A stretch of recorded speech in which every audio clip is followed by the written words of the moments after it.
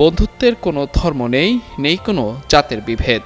তাই তো সুখ দুঃখে পাশে থাকা সেই বন্ধুত্ব কখনো কখনো অটুট থাকে মৃত্যুর পরও। সম্প্রতি এমন এক ঘটনা আলোচনার জন্ম দিয়েছে সামাজিক মাধ্যমে। বুক ভরা কষ্ট আর চোখের জল নিয়ে মুসলিম বন্ধু কামাল হোসেন বাবুলের জানাজায় নীরবে দাঁড়িয়েছিলেন সনাতন ধর্মাবলম্বী প্রদীপ সরকার।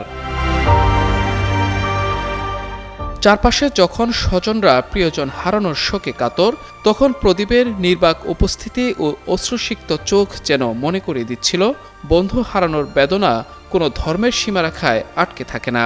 গত 13 আগস্ট চাঁদপুরের কচুয়ায় এমন আবেগঘন দৃশ্য দেখা গেছে।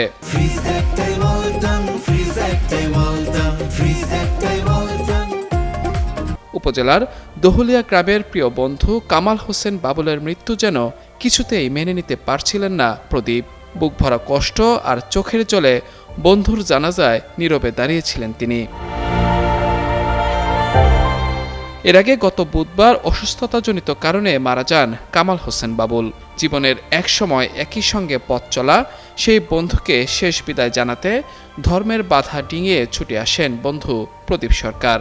ধর্মীয় ভিন্নতা ভুলে বন্ধুর শেষ বিদায়ে তার অংশ নেওয়া দৃশ্য উপস্থিত অনেকের চোখেই পানি এনে দেয়। জানাজার কাতারের সামনে থাকা খাটিয়ার দিকে তাকিয়ে প্রদীপ যেন বারবার ফিরে যাচ্ছিলেন পুরনো দিনগুলোতে। প্রিয় বন্ধুর সঙ্গে কাটানো স্মৃতিগুলো মনে করে তিনি চোখের পানি ধরে রাখতে পারেননি।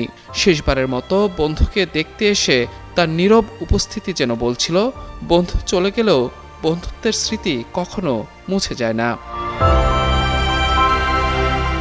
মাহমুদুর রহমান, যুগান্তর নিউজ।